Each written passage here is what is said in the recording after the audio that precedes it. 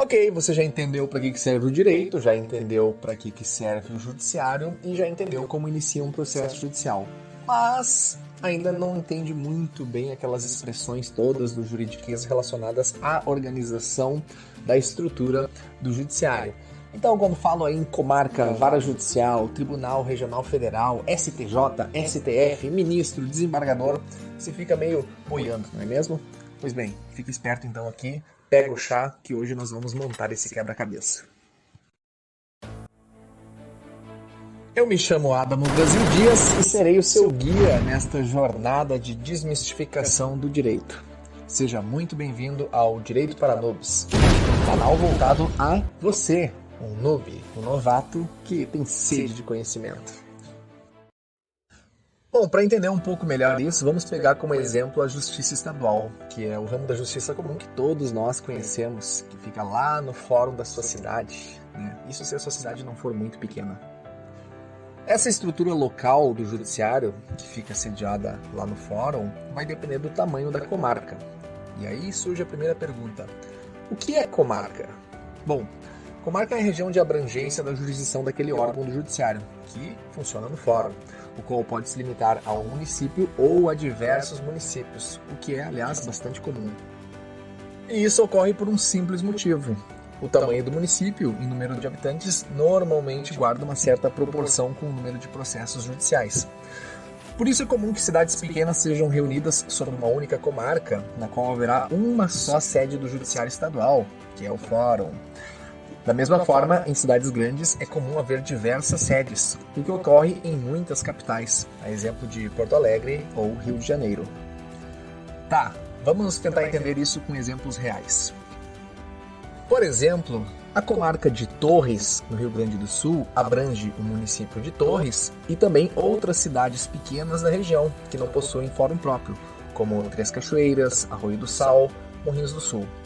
Assim, as causas judiciais destas cidades serão processadas no fórum situado em Torres.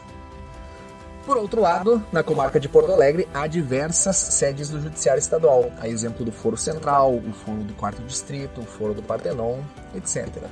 Uma comarca só, diversas sedes do Judiciário espalhadas geograficamente na cidade, com vistas a atender melhor a população. Em cada estado federado há dezenas, se não centenas de comarcas, a depender do tamanho daquela unidade federativa. Por exemplo, o estado de Minas Gerais possui 296 comarcas atualmente. Todas as comarcas destes estados estão vinculadas à mesma instância imediatamente superior, ou seja, o Tribunal de Justiça daquele estado. Isso quer dizer que cada estado federado possui um Tribunal de Justiça, o qual orienta o funcionamento administrativo do judiciário estadual daquele estado e também figura como instância recursal. Ok, vamos entender essa coisa aí da instância recursal. Vamos pegar um exemplo prático. Por exemplo, se o juiz da primeira vara civil da comarca de Criciúma, em Santa Catarina, proferir uma decisão, normalmente será possível recorrer dessa decisão fazendo um recurso direcionado ao Tribunal de Justiça de Santa Catarina, cuja sede fica em Florianópolis. Lá, o recurso será revisado por um colegiado composto por no mínimo 3 julgadores, que recebem um nome um pouco diferente. São chamados de desembargadores. E neste momento é possível que você esteja se perguntando se a Justiça Federal possui uma estrutura semelhante. Afinal, a Justiça Comum é composta por Justiça Estadual e Federal, e até aqui nós estávamos dando apenas exemplos relacionados à Justiça Estadual. Vamos lá, vamos entender isso aí então. É mais ou menos parecido, tá bem? Nós temos algumas pequenas distinções. A primeira delas é que aquilo que nós chamaríamos de comarca na Justiça Estadual será chamado de subseção judiciária lá na Justiça Federal. Mas, essencialmente, a ideia é a mesma. Uma outra distinção a ser feita diz respeito à instância recursal, ou seja, a instância de segundo grau, que lá na Justiça Estadual se chama Tribunal de Justiça, mas aqui na Justiça Federal vai se chamar Tribunal Regional Federal. Isso porque não há um tribunal destes para cada estado, e sim um tribunal para cada grupo de estados. Por isso, no país nós temos 5 tribunais regionais federais, ou seja, temos 5 regiões. Vamos pegar um exemplo aqui. Nós temos o Tribunal Regional Federal da 4ª Região, que tem competência para julgar os recursos advindos das subseções judiciárias situadas nos estados do Rio Grande do Sul, Santa Catarina e Paraná. Ok, você certamente deve desconfiar que nem sempre um processo termina aí no 2º grau de jurisdição. Isso é verdade, porque se forem preenchidos certos requisitos, é possível ainda levar o processo adiante, é possível então recorrer para os tribunais superiores. E como nós estamos falando de justiça comum, o Tribunal Superior, que seria destinatário do próximo recurso, a próxima instância recursal, pelo menos hierarquicamente, seria o Superior Tribunal de Justiça. E quanto aos outros ramos do direito? Bom, os outros ramos do direito serão atendidos pelos seus próprios tribunais superiores, como, por exemplo, o Tribunal Superior do Trabalho, que trata de matéria trabalhista. Ah, mas agora sim não tem mais instância recursal, né? Bom, até parece, né? Nós temos ainda a possibilidade de recorrer das decisões dos tribunais superiores para o Supremo Tribunal Federal, que é a nossa Suprema Corte, chamado também de Excelso Pretório, no qual então o acesso depende de preenchimento de determinados requisitos bastante rigorosos. O STF é conhecido como o guardião da Constituição, que é a lei maior que rege o ordenamento jurídico brasileiro.